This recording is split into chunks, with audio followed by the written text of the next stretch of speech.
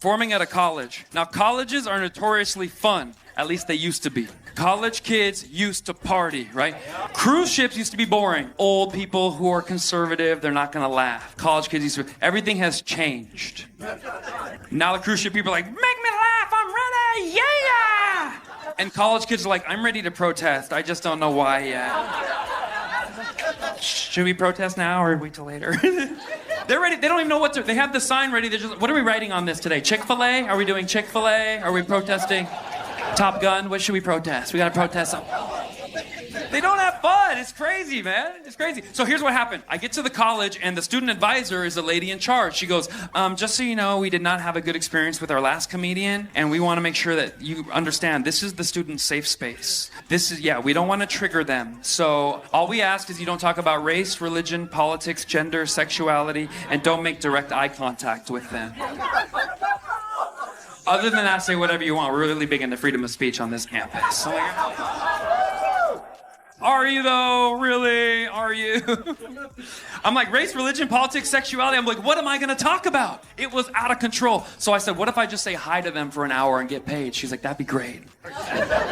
Comedians are finding it harder to crack a joke without stepping on a landmine thanks to the woke mob, but they are fighting back one heckler at a time in a world where punchlines are being replaced by trigger warnings and jokes are more carefully monitored than a social media account. These comedians remind us what comedy is really about: pushing boundaries, making people think, and most importantly, making people laugh. This is when comedians destroy woke hecklers. I don't want to talk about that. What, do you really like animals, miss? Yes, you do. Which ones are your favorite? Every animal? That's sweet. Every single animal. They all have life. You're right. 100% right about that. They don't all need to.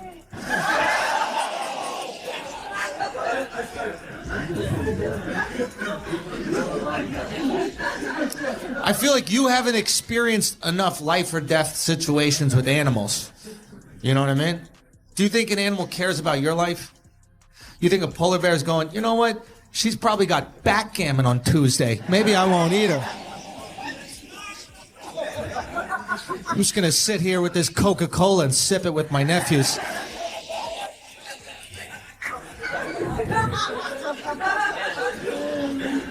But I understand. You like animals because, you know, you live in the first world and it's boring and we got to care about shit. I get it. I'm with you. It's amazing how some people can live in this cushy first world bubble untouched by the struggles that the rest of the world faces.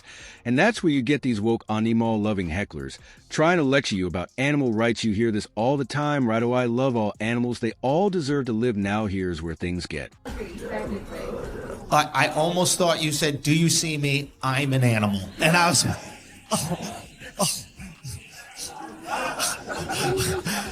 I was about to be like, whoa. Because you are Asian, right? So that would make you panda a little bit, right? No. You're third world, but you're from America, right? You're born and raised here. No. Where were you born?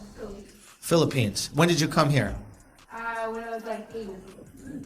Oh, so you had some real shit. Yeah. And in the Philippines, are there any animals that they eat that we don't eat here?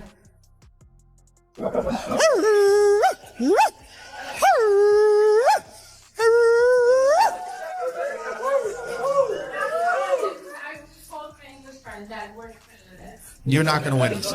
But it's not about win or lose.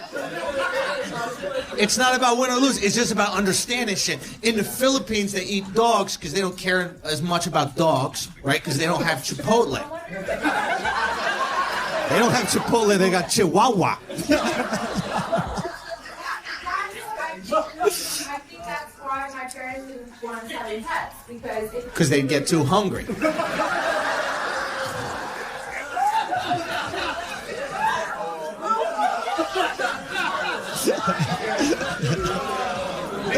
Fido, come, Fido, come, Fido, come. Right in there, Fido. There we go. Nice and warm. With rice. I'll love some rice out there, huh?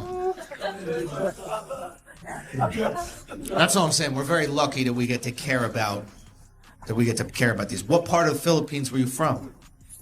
Cebu. Now, is that a wealthy region or is that a poor region?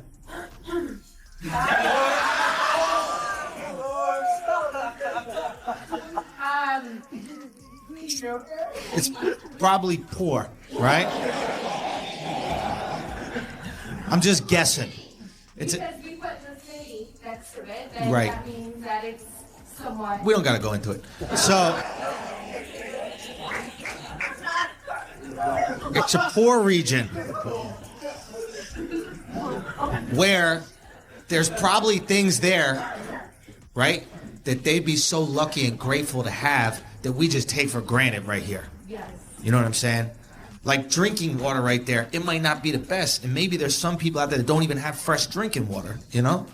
And tonight, you're going to go home and take a into clean water.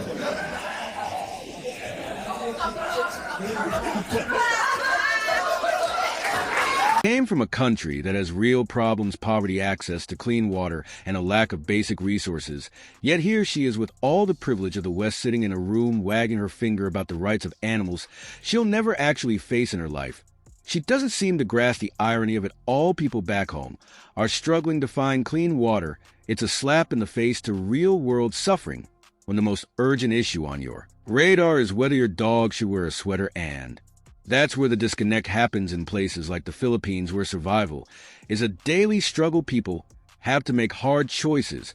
When you're barely scraping by, you don't have the luxury of moralizing over what's on the dinner plate. Or we could just not bomb anyone, then. Another alternative. Politics ain't funny. Oh, you don't like everything that I'm talking about, basically. And that's why I like to ask the crowd, is there anything that I didn't talk about tonight that you'd love for me to talk about? More about Joe Biden? Well, good, okay, I can do. What else? Sex? Dark matter? Okay, well, all right, I got a lot. We can do this. We can get through this. Speaking of somebody who should not have any more sex, Joe Biden. That guy's on his last, okay? He is. He ain't got none left, bro. Forget even about the politics of what's going on right now. Like, he's too old to be president. He's too old to be president. And people get offended when you say that, even though he can't hear us. He's too old to be president. Voting for Joe Biden is basically voting to watch someone die at their job. It's cruel. Even if you don't like him, it's cruel. Do you think he wants to be president? Let him go in an old folks' home, dude. He's getting tased every day by Jill. The establishment gave Jill the taser. They're just going at it every day. But people get offended. Oh, that's ageism. That's ageism. Yeah, there's an age that isn't good to be president. Let's figure it out.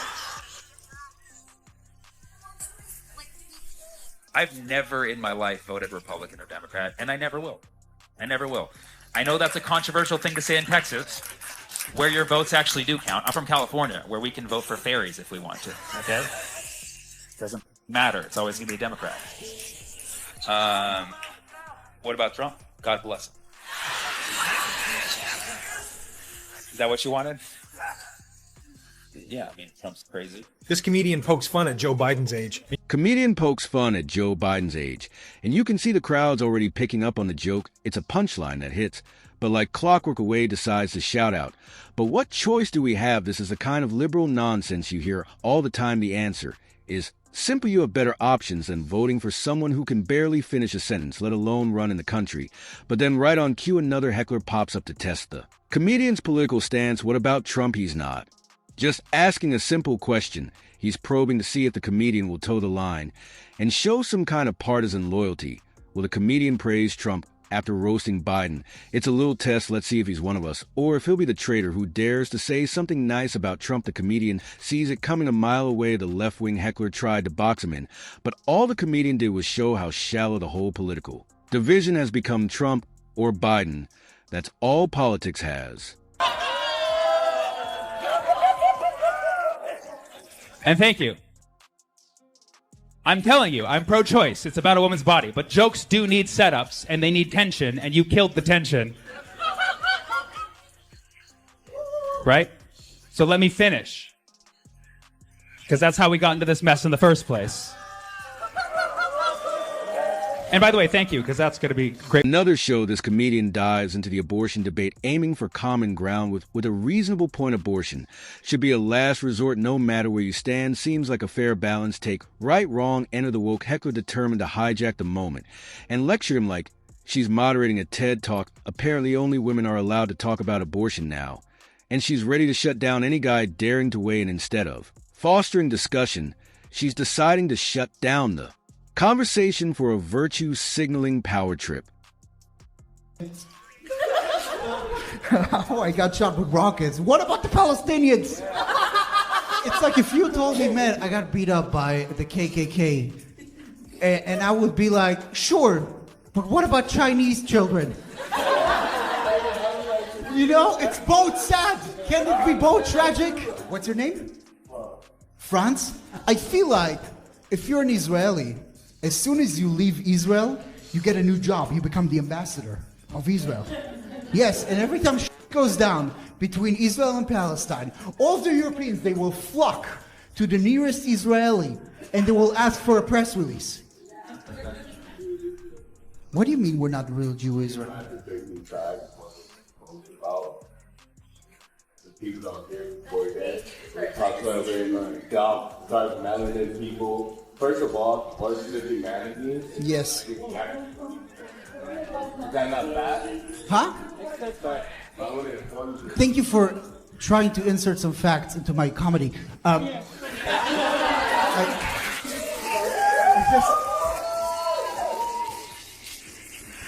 Listen, Franz, I love Kanye West. Don't get me wrong. This person really thought they could hijack the stage to force a political agenda onto the comedian's set and dictate how the comedian should handle sensitive topics. It's just that.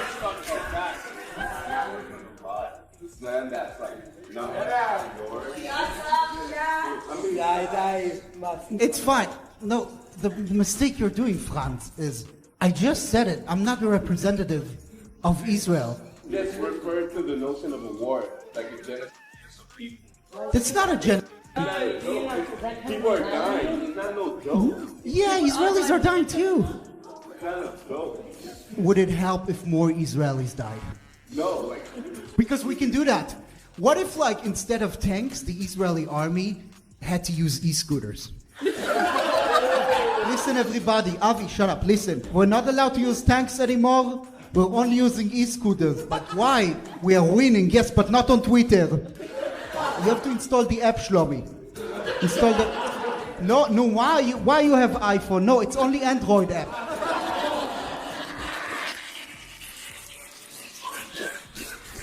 It's not okay.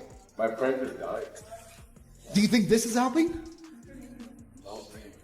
But this is not I'm not trying to stop the show. I want But you you to... are. Oh, you kind of are. No. Listen, Franz, can I explain to you, just one second, let me explain to you why we're joking about this. I don't know how you grew up. I don't know what happened to you in your life, and I'm not going to assume it. But I grew up in a war, and then I went to Germany, and I grew up in a village where I got chased down by Nazis every week. So I do comedy to deal with that. I do comedy about things that are so tragic that the only way for me to deal with them is laugh or go insane. I have a right on that. Same way as you have a right to make jokes about your own tragedies. You know what I mean?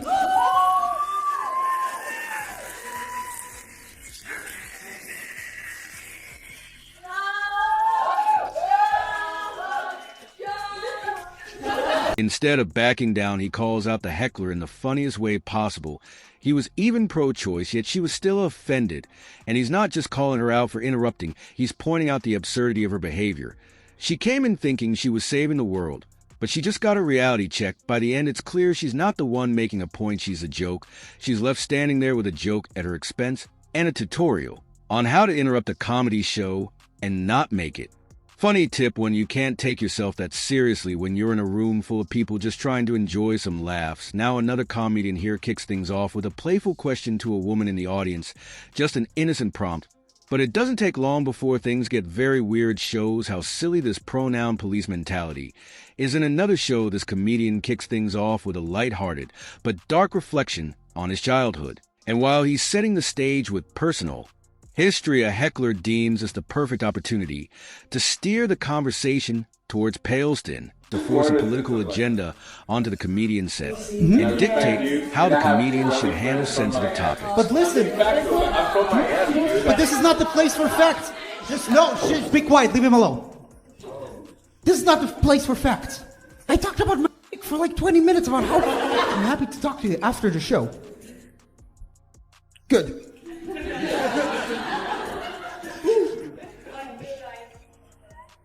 What? You swipe me right? Yeah, in my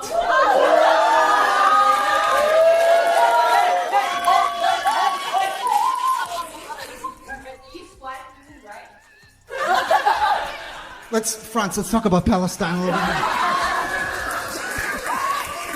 The moment the heckler decides to insert themselves into the show, they're already making a critical mistake, attempting to force their woke perspective onto a comedy performance.